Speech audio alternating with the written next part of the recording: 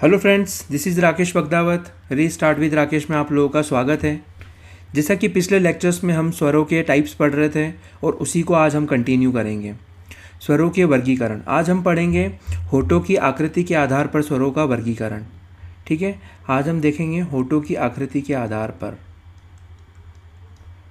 होठों की आकृति के आधार पर स्वरों का वर्गीकरण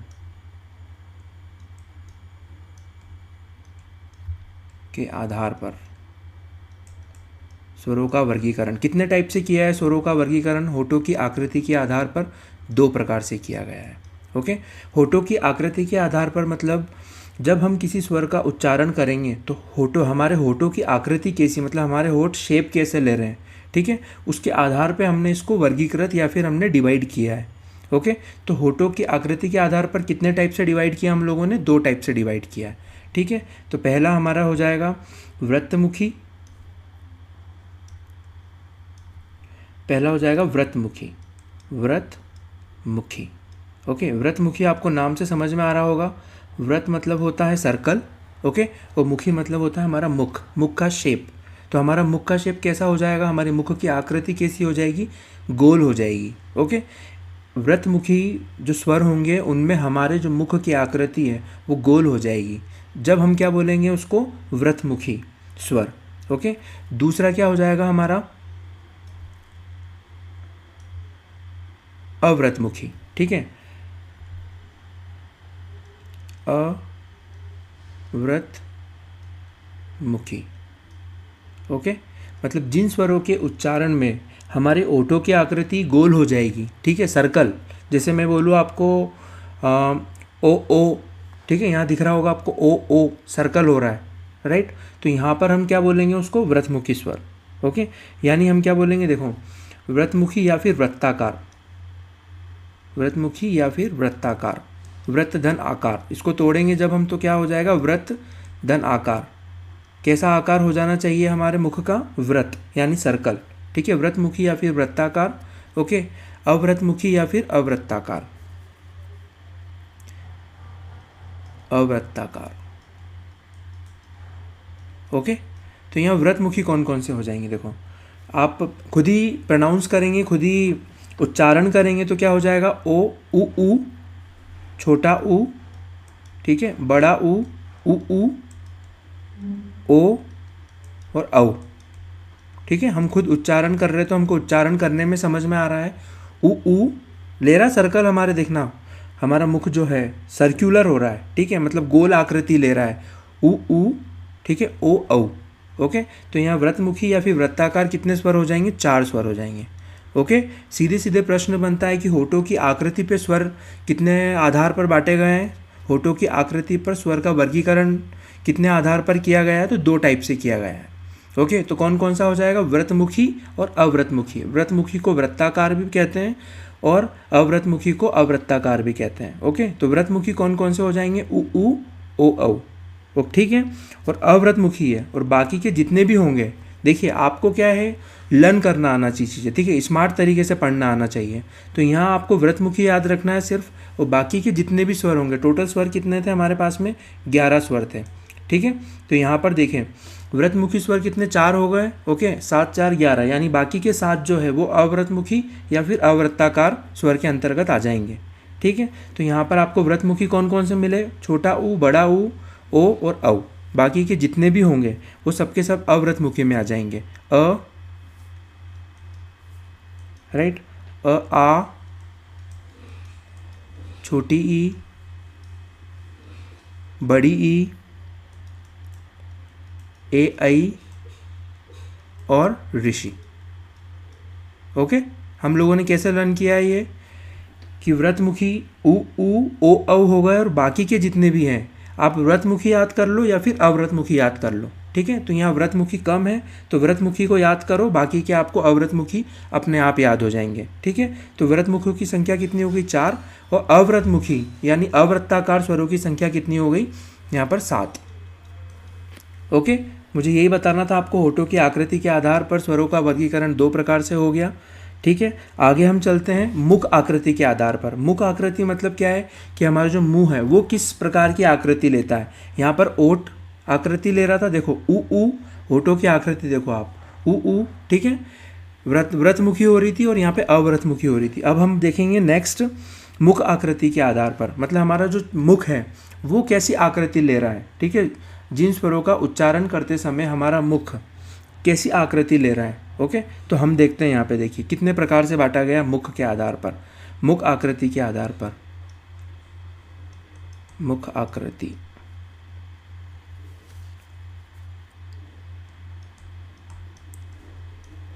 ठीक है, यहाँ आकृति ऐसा हो जाएगा। ओके, मुख आकृति के आधार पर, के आधार पर स्वरों का वर्गीकरण कितने कितने टाइप से किया गया, 4 टाइप से किया गया, 4। ओके, पहला हमको मिलेगा विव्रत, विव्रत, ठीक है, विव्रत। विव्रत का मतलब ही होता है ओपन, ओपन या फिर ज़्यादा खुला हुआ। जिन स्वरों का उच्चारण करते समय हमारा मुख ज़्यादा खुला हुआ रहेगा वो स्वर किसके अंतर्गत आ जाएंगे, विव्रत स्वर के अंतर्गत आ जाएंगे। ओके, तो विव्रत स्वर कौन सा हो जाएगा, देखो स्वर में जैसे आ का उच्चारण करता हूँ, जैसे अ का उच्चारण कर रहा हूँ मैं, तो अ क्या है, बहुत कम मेरा मुंह खुल रहा है। ओके, मैंने आ का उच्चारण किया है तो यहाँ पर मेरा मुंह ज़्यादा खुल रहा है। तो विव्रत मतलब होता है ज़्यादा खुलना। इसका हिंदी जो अनुवाद है, मतलब इसका जो हिंदी मीनिंग है वो क्या है, ज़्यादा खुलना। ओके, तो ज़्यादा खुलना मतलब क्या हो जाएगा, इसका मतलब होता है ओपन। तो यहाँ पर क्या आ जाएगा, इसका एग्जाम्पल आ, कौन सा स्वर आ जाएगा इसके अंतर्गत, आ। तो विव्रत के अंतर्गत कौन सा स्वर, आ गया, और विव्रत एक ही होता है, ठीक है, आ स्वर। ठीक है, ऐसे ही सेकंड आ जाएगा अपना विव्रत, फिर आ जाएगा अपना संव्रत। ठीक है, संव्रत मतलब होता है क्लोज, यानी बंद। ओके, संव्रत, ठीक है, संव्रत स्वर। या सीधे सीधे पूछते हैं कि निम्नलिखित में से विव्रत स्वर कौन सा है, तो विव्रत स्वर कौन सा है, एक ही है जिसके उच्चारण में क्या होता है, मुख ज़्यादा खुलता है, आ। ओके, यहाँ आ जाएगा नेक्स्ट संव्रत। तो संव्रत में क्या होता है, यहाँ पर जो मुख है वो बंद रहता है। संव्रत का मतलब ही होता है बंद, मतलब विव्रत जो है ना, विव्रत का अपोजिट है कौन सा, यानी विलोम शब्द है संव्रत। ठीक है, यहाँ होगा इसका मतलब ज़्यादा खुला हुआ, और इसका होता है लगभग बंद। संव्रत का मतलब होता है लगभग बंद, लगभग बंद, मतलब मुख हमारा लगभग बंद रहता है संव्रत के उसमें। ओके, तो संव्रत कौन कौन से हो जाएंगे हमारे, ई, छोटी ई, बड़ी ई, ओके, और ऊ। देखो आप खुद ही इसका उच्चारण करो, आपको समझ में आएगा, आपका मुख ठीक से खुल ही नहीं रहा है, राइट। ई, छोटी ई, फिर बड़ी ई, ऊ और ऊ। ठीक है, तो यहाँ पर मुख हमारा लगभग बंद है, तो इसको हमने किसकी कैटेगरी में रखा है, संव्रत स्वर के अंतर्गत रखा है हमने। ओके, तो संव्रत स्वर कितने हो गए, 4 हो गए, ई, ऊ। ओके, अब हम नेक्स्ट चलते हैं। विव्रत देखा हमने, विव्रत मतलब होता है ज़्यादा खुला हुआ।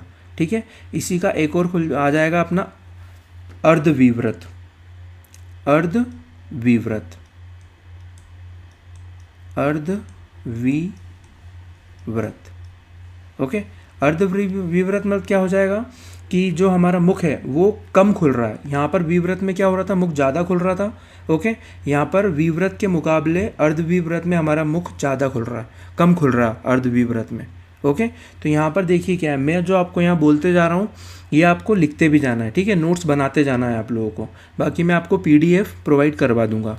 ओके, लेकिन आप लोगों को क्या करना है, ये लिखते भी जाना है। ओके, और ये सारे के सारे फैक्ट्स जितने भी है ये सब के सब इम्पॉर्टेंट है कि मुख आकृति के आधार पर स्वरों का वर्गीकरण 4 प्रकार से होता है, 4 प्रकार। ठीक है, तो विव्रत, संव्रत और अर्धविव्रत। देखिए अर्धविव्रत में कौन कौन से आ जाएंगे हमारे, अ, ठीक है, अ इसके मुकाबले ज़्यादा मुंह खुल रहा है, संव्रत में तो लगभग क्लोज है।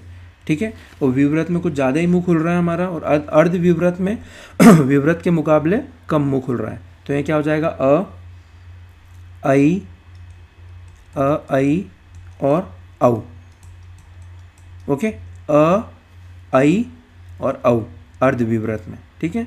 तो यहाँ विवृत की डेफिनेशन आपको काफ़ी अच्छे से क्लियर हो गई होगी कि विवृत के मुकाबले अर्धविवृत में कम मुंह खुलता है, ठीक है। विवृत में ज़्यादा मुंह खुलता है किसी वर्ण के, किसी स्वर के उच्चारण के समय, और किसी वर्ण या फिर उच्चारण के समय अर्धविवृत में विवृत के मुकाबले कम मुंह खुलता है, ठीक है। तो ये क्या हो जाएगा, अर्धविवृत के एग्जाम्पल अ, आई और औ, ठीक है। अब नेक्स्ट चलते हैं हम, अर्धविवृत हो गया, ठीक है, हमारा संवृत हो गया, और एक होता है अर्धसंवृत। देखो संवृत मतलब होता है लगभग बंद, और विवृत मतलब होता है खुला, ओके, अधिक खुला, ओपन, ओके। तो यहाँ क्या हो जाएगा, ये कम खुला हो जाएगा, हमारे मुख के आधार पर हम बात कर रहे हैं, ठीक है, कम खुला, ओके। और ये हो जाएगा यहाँ कम बंद, तो ये हो जाएगा अर्धसंवृत, अर्धसंवृत, ठीक है, अर्धसंवृत। तो अर्धसंवृत क्या हो जाएगा, कम बंद, कम बंद, ओके।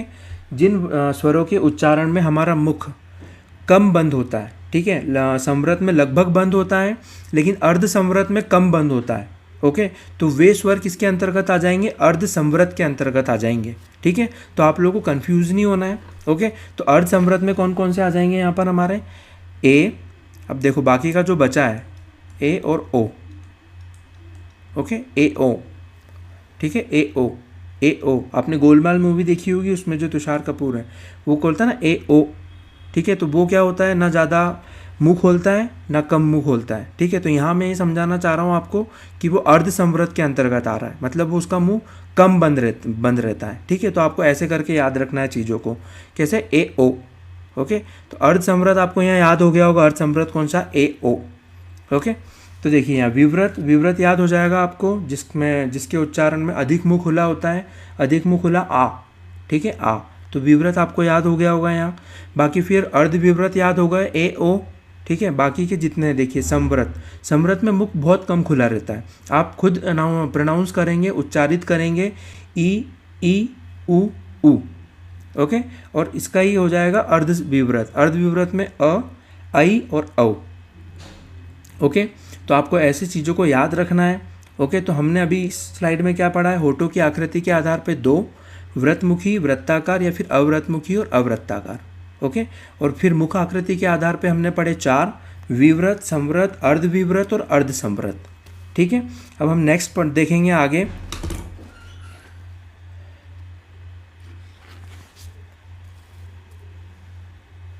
ठीक है। नेक्स्ट हम देखेंगे माला के बारे में पढ़ रहे हैं, ठीक है, उसी को हम कंटिन्यू करेंगे। और हम लोगों ने क्या पढ़ा है, स्वर, ठीक है, स्वर को हमने कंप्लीट कर लिया है, स्वर हमारा कंप्लीट हो गया है। और इससे कुछ रिलेटेड इंपॉर्टेंट पॉइंट्स मुझे मिलेंगे तो आपको मैं लास्ट में बताऊंगा, ओके। तो अभी हमारा स्वर कंप्लीट हो चुका है, इसके टाइप्स भी पढ़ लिए हमने, ओके। अब हम स्टार्ट करेंगे व्यंजन, ठीक है। स्वर के साथ साथ में मैंने आपको व्यंजन की डेफिनेशन भी बताई थी। बाकी व्यंजन, ठीक है, ये खाने का व्यंजन नहीं है, व्यंजन वर्ण नहीं है, ओके, जो कि अन्य वर्णों की सहायता से बोले जाते हैं। मैं पिछले लेक्चर्स में आप लोगों को इसकी काफी अच्छी डेफिनेशन बता चुका हूं, फिर से रिपीट करता हूं मैं आपको कि जिन वर्णों के उच्चारण में किसी अन्य वर्ण की सहायता लेनी पड़ती है, अन्य वर्ण यानी स्वरों की सहायता लेनी पड़ती है, ठीक है। किनकी सहायता लेनी पड़ती है, स्वरों की सहायता लेनी पड़ती है, उनको हम क्या बोलते हैं। मैंने पिछले लेक्चर में काफी अच्छी डेफिनेशन लिखवाई है, ठीक है। तो पिछले कुछ लेक्चर्स आप देखिए जिससे आपको काफी अच्छे से समझ में आएगा। तो स्वरों की सहायता लेनी पड़ती है, ओके, मतलब मदद लेनी पड़ती है। मैंने विद एग्जाम्पल भी बताया है, क्योंकि आज के लेक्चर में मेरा फोकस रहेगा टाइप्स ऑफ व्यंजन, व्यंजन के प्रकार, ठीक है। तो व्यंजन स्वरों की सहायता लेनी पड़ती है, ठीक है। व्यंजन को इनके उच्चारण में स्वरों की सहायता लेनी पड़ती है, ठीक है। अभी इतना आपको ध्यान रखना है। तो उसे क्या बोलेंगे हम, व्यंजन बोलेंगे, ठीक है, व्यंजन वर्ण, ठीक है। और व्यंजन वर्ण कौन कौन से हो जाएंगे भैया, अ आ इ उ ऋषि, ए ऐ ओ औ, इन सबको छोड़ के बाकी सब हमारे व्यंजन हो जाएंगे, ठीक है। अब व्यंजन में भी अलग अलग प्रकार है, ओके। तो यहाँ व्यंजन देखिए, उदाहरण में यहाँ लिखूं व्यंजन का, तो कौन कौन से व्यंजन हो जाएंगे यहाँ पे, अभी मैं आपको डिटेल में बताने वाला हूँ, ठीक है। तो यहाँ पे क हो जाएगा, ओके, च हो जाएगा, ट हो जाएगा, मतलब अ आ इ ई को छोड़ के सारे जितने भी बचे हैं सारे के सारे व्यंजन हो जाएंगे। अब ये है कि व्यंजनों को भी अलग अलग विभाग में बांट दिया गया है, ठीक है, अलग अलग भाग में बांट दिया गया है। तो हाँ, आज हम पढ़ेंगे टाइप्स ऑफ व्यंजन, व्यंजन कितने प्रकार के होते हैं, ओके, और कौन कौन से व्यंजन होते हैं, ठीक है। तो आज हम पढ़ेंगे टाइप्स ऑफ व्यंजन, व्यंजन के प्रकार। तो व्यंजन के भेद, तो सबसे पहले हमको समझना है कि व्यंजनों की संख्या भी पता है आपको, व्यंजनों की संख्या 33 है। तो ठीक है, मैं आपको सबसे पहले अब बताऊंगा टाइप्स ऑफ व्यंजन, व्यंजन के भेद, ठीक है। तो हम पढ़ेंगे यहां पर व्यंजन के भेद, ठीक है। व्यंजन के भेद कितने, मतलब टाइप्स ऑफ व्यंजन कितने, तो यहाँ टाइप्स ऑफ व्यंजन है 3, ठीक है। प्रश्न में फैक्चुअल क्वेश्चन बनता है तो सीधे सीधे ये क्वेश्चन बनेगा एग्जाम में कि व्यंजन कितने प्रकार के होते हैं, व्यंजन के भेद कितने होते हैं, तो कितने होते हैं, 3 होते हैं, ठीक है। तो कौन कौन से 3 होते हैं जरा डिस्कस कर लेते हैं हम लोग, ओके। तो एक हो जाएगा स्पर्श व्यंजन, स्पर्श व्यंजन, ठीक है। एक हो जाएगा हमारा स्पर्श व्यंजन, दूसरा हमारा हो जाएगा अंतस्थ व्यंजन, अंतस्थ, ठीक है, अंतस्थ व्यंजन, अंतस्थ व्यंजन। और तीसरे नंबर का हमारा हो जाएगा ऊष्म व्यंजन, ऊष्म व्यंजन, ठीक है।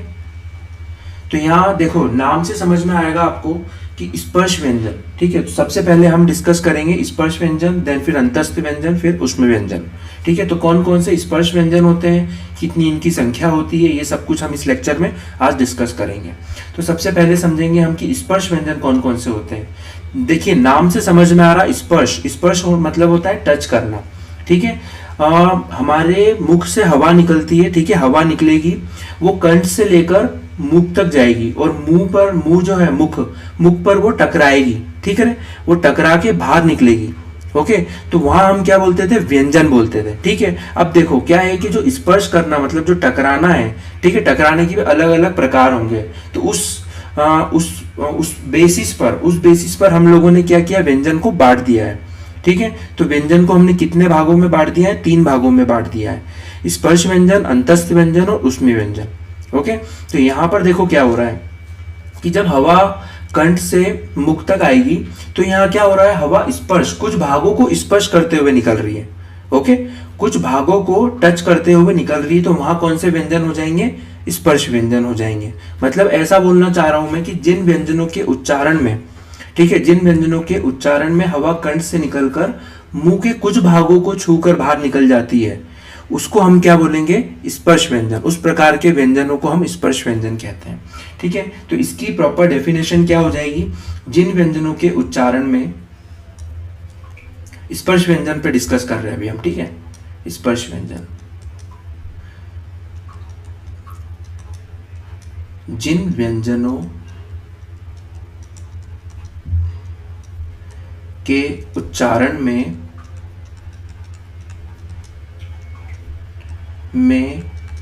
हवा, ठीक है, जिन व्यंजनों के उच्चारण करते समय वायु, ठीक है, उच्चारण करते समय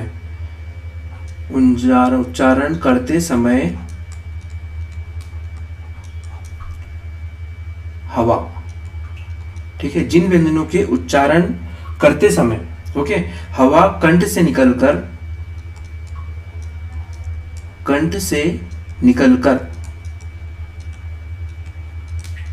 निकलकर मुख के, मतलब मुंह के, ठीक है, मुंह के विभिन्न, ठीक है, विभिन्न भागों को, ठीक है, विभिन्न भागों को स्पर्श करते हुए निकल, देखो नाम से समझ में आ रहा है कि हवा जो है, जिन वर्णों का हम उच्चारण करेंगे, ठीक है, तो हवा कुछ विभिन्न भागों को स्पर्श करते हुए निकलेगी, टच करते हुए निकल रही है, तो वहां पर कौन से वर्ण हो जाएंगे, स्पर्श व्यंजन वर्ण हो जाएंगे, ओके। तो जिन व्यंजनों के उच्चारण करते समय हवा कंठ से निकलकर मुंह के विभिन्न भागों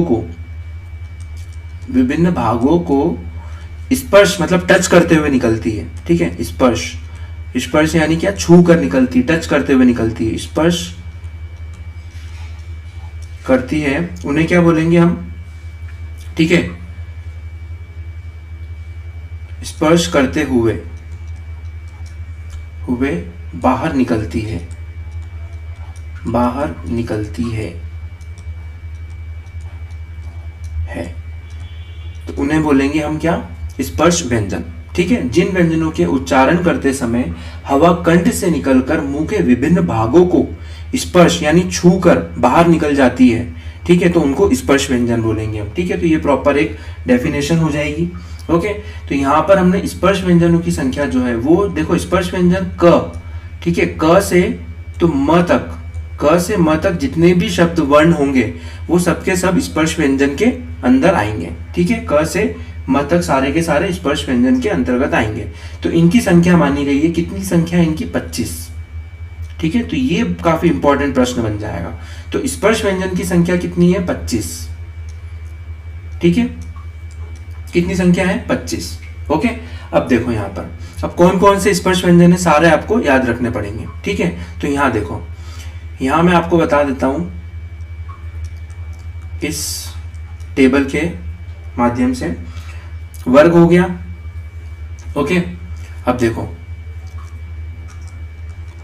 वर्ग के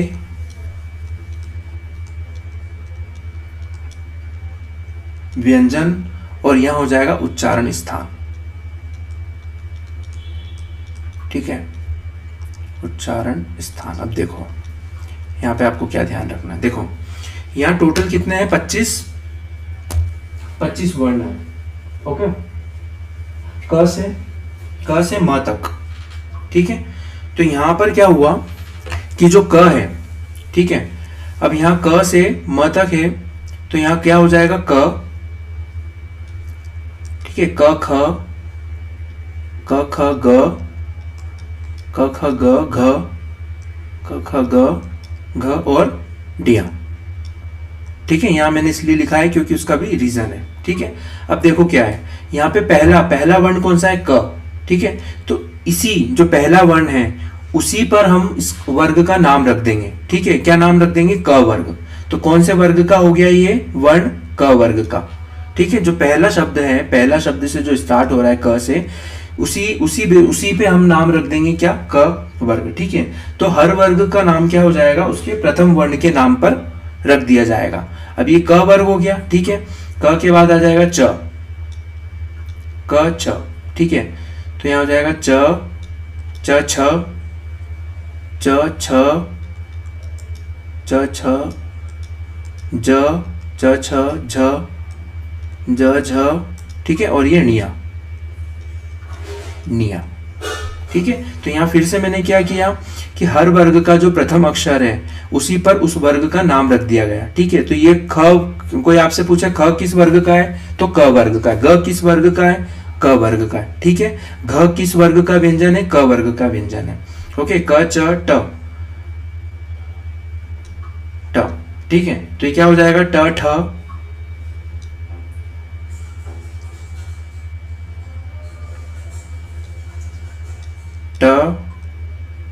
ठ, ठीक है।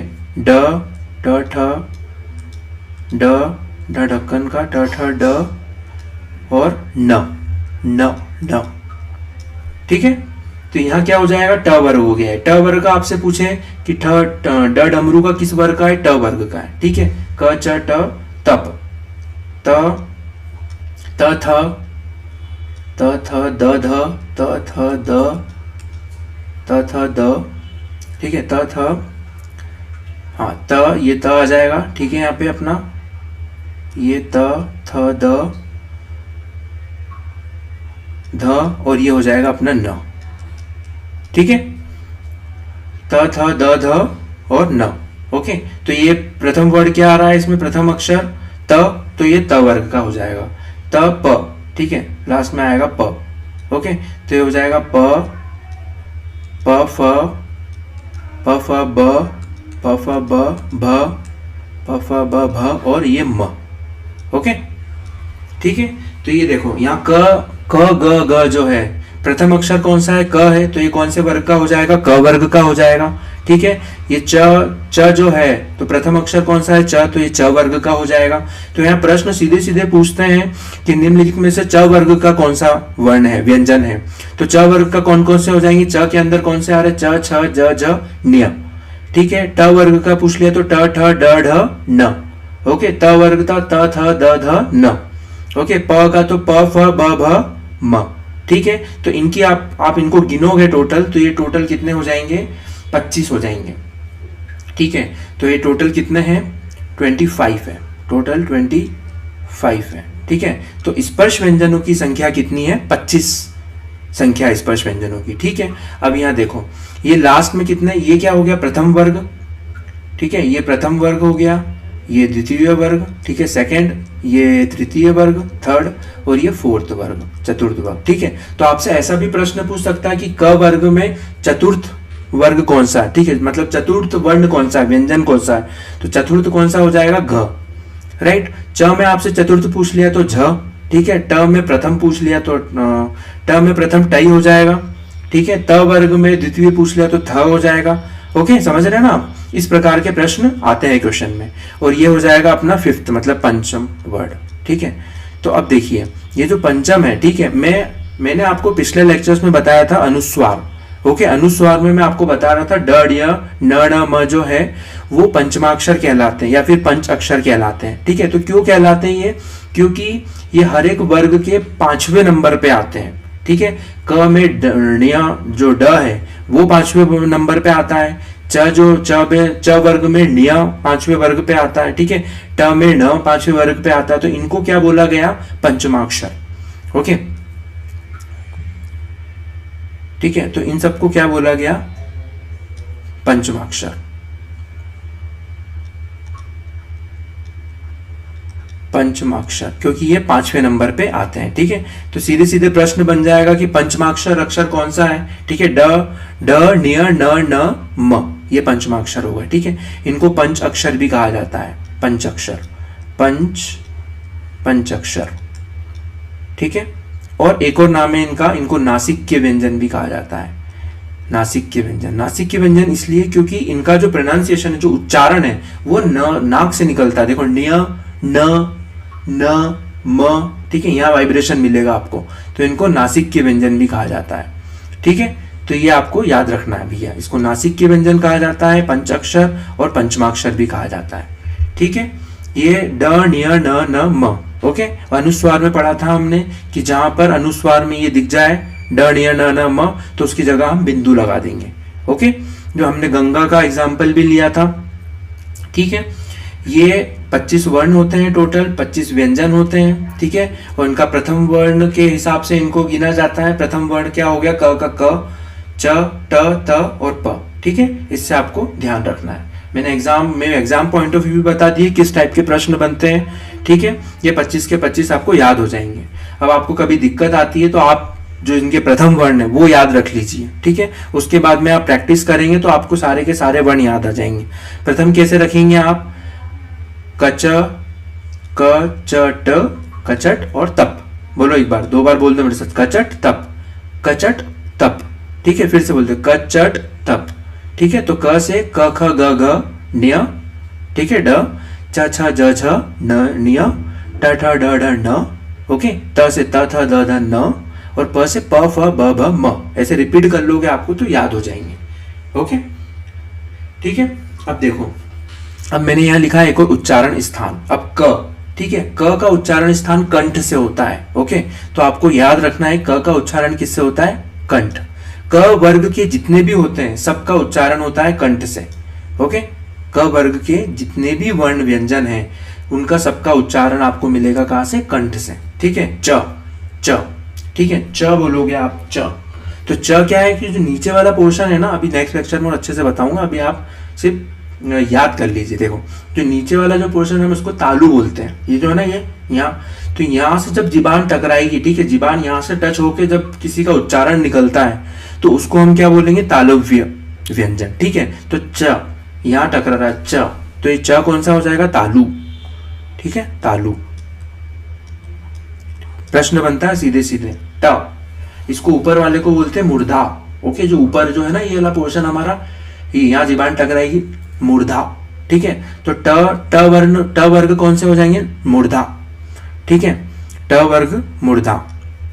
ये हमने किस पे, हमारी जीबान जो टकरा रही है, ठीक है, इनके उच्चारण में, उस बेसिस पे हम लोगों ने इसके नाम रख दिए। ठीक है, तो इसको तालु बोलते, जो तालु से टकरा के जिस वर्ण का उच्चारण निकलता है उनको हमने तालु वर्ण बोल दिया। ठीक है, जो कंठ से निकलते सीधे क वर्ण, क, यहाँ वाइब्रेशन मिलेगा, क ख ग ग ग, यहाँ वाइब्रेशन मिलेगा आपको, तो सारे कंठ वाले उच्चारण स्थान हो गए। ठीक है, त, अब देखो त बोलो आप, त, तो ये दांत से जीबान टकरा रही है हमारी जब, ठीक है, उच्चारण में जो हवा निकल रही है ना उस टाइम हमारी जीभ जो है वो दांतों से टकरा रही है, तो त, तो यहाँ क्या हो जाएगा? दंत। ठीक है, त वर्ग कौन सा हो जाएगा? दंत। ओके, दांतों से टकरा रही इसलिए मैंने दंत उच्चारण स्थान रख दिया उसका। ओके, प फ ब भ म, प, ओठ टकरा रहे आपके इनके उच्चारण में, प। ठीक है, तो ये हो जाएंगे ओष्ठ। ओके, ये हो जाएंगे ओष्ठ। ओके, तो यहाँ इनकी संख्या कितनी हो गई स्पर्श व्यंजन की? 25 संख्या हो गई स्पर्श व्यंजन की। ठीक है, प्रथम वर्ण जो है उसी वर्ण पे देखो, हर वर्ग का नाम उसके प्रथम वर्ण के नाम पर रखा गया है। ठीक है, और स्पर्श व्यंजनों की संख्या कितनी मानी गई है?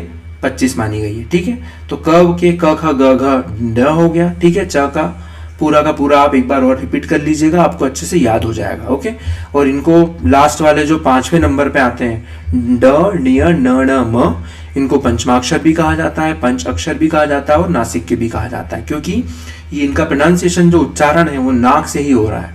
ठीक है, नाक में वाइब्रेशन आ जाता है। ठीक है, जो एक वाद्य यंत्र होता है तंदूरा, उसमें जो वाइब्रेशन आता है, ठीक है, जब आप ये बोलोगे ना तो वैसा वाइब्रेशन आ जाता है नाक में। राइट, तो हमने कहाँ से उच्चारण होता है वो भी बता दिया। ओके, तो सारे ये जो है काफी इंपॉर्टेंट है ये। ठीक है, ये जो पूरा का पूरा जो मैंने बताया ना आपको, ये पूरा का पूरा टेबल बहुत इंपॉर्टेंट है, तो इसको लर्न कर लो फटाफट। ठीक है, और एक बार बोल दो कचट तप, कचट तप। ठीक है, तो इससे आपको पूरा याद हो जाएगा। ओके, तो यहाँ स्पर्श व्यंजन पढ़े, नेक्स्ट लेक्चर में हम अंतस्थ व्यंजन पढ़ेंगे और उष्म व्यंजन पढ़ेंगे। ओके, तो यहाँ हमारे कितने 25 व्यंजन हमने कंप्लीट कर लिए हैं। वहां पे हमने हिंदी वर्णमाला के कितने स्वर कंप्लीट कर लिए थे? 11 स्वर कंप्लीट कर लिए थे। ठीक है, स्वर काफी अच्छे से समझा, व्यंजन की डेफिनेशन अच्छे से समझाई आपको। ओके, किस प्रकार के प्रश्न बनते हैं ये भी बताते जा रहा हूं मैं हाथों हाथ। ठीक है, तो आप लोग कंटिन्यू रहिए मेरे साथ। ओके, और नोट्स भी बनाते चलिए। ओके, मुझे काफी अच्छा लगा ये टाइप लिखकर पढ़ाना, जिससे आपको याद हो जाएगी चीजें। ओके, मेरे साथ बस बने रहिए आप। ठीक है, okay, thank you for watching this video. Have a great day.